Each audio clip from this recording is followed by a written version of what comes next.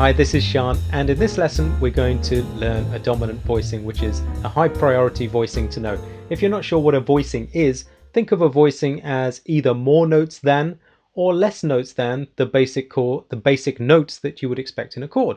So for example, we're going to be looking at C7 quite a lot today, 1, 3, 5, 7. People expect voicings to have all these extra sort of notes in them. They might, but voicings could also have less notes than these basic C7 notes. So they could just have the 1 down here, the 3 here, and the 7 here. So voicings are about how the chord is spread across the piano, and also about either having more notes than the basic C7 chord or less notes. Okay, so today we're going to learn one that I show my students quite early on because it will improve the sound of your dominant chords, make them more authentic, and it's fairly easy to play. Here's what we do. Now, in the left hand we're going to take 1 and 7, which is a shell, just the outside notes of that C7 chord. In the right hand we'll play the whole C7 chord, but what we're going to do is raise this root.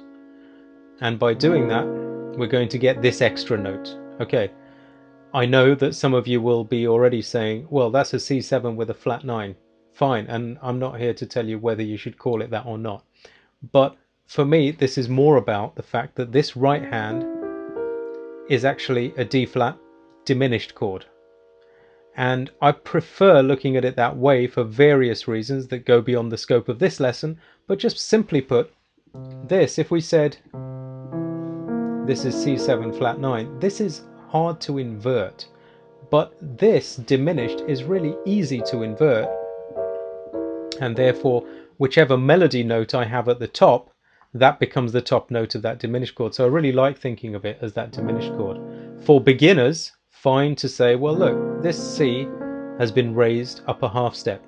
And even if they don't know diminished chords yet, they can start to find those and then see them later.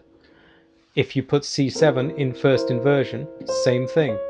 Raise the root a half step and you've got the same voicing. The left hand can be the same, just 1, 7. Or it's also okay to play 1, 3, 7, especially this high up the piano. If you're lower down, maybe you'll just strip out the third. Okay, so whichever shape this C7 is in, just raise the root a half step and it becomes C sharp diminished, or just a pretty voicing over that C7. Same here, C7, raise the root, it's actually a C sharp diminished over C7 now. Same here, C7, raise the root and you've got C sharp diminished over C7. And there's one more as well, this C7, which I'd probably bring closer like this. Same, raise that. And finally we're resolved to F major because C7 goes to F major. So this is something that you should find all over the piano. Wherever you know dominant chords, you should look for that particular voicing.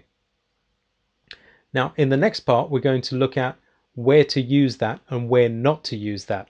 So for now, that's a C7 voicing using the diminished. Take a look at the next part where I'll show you where those work and where they don't really work. Thanks a lot for watching.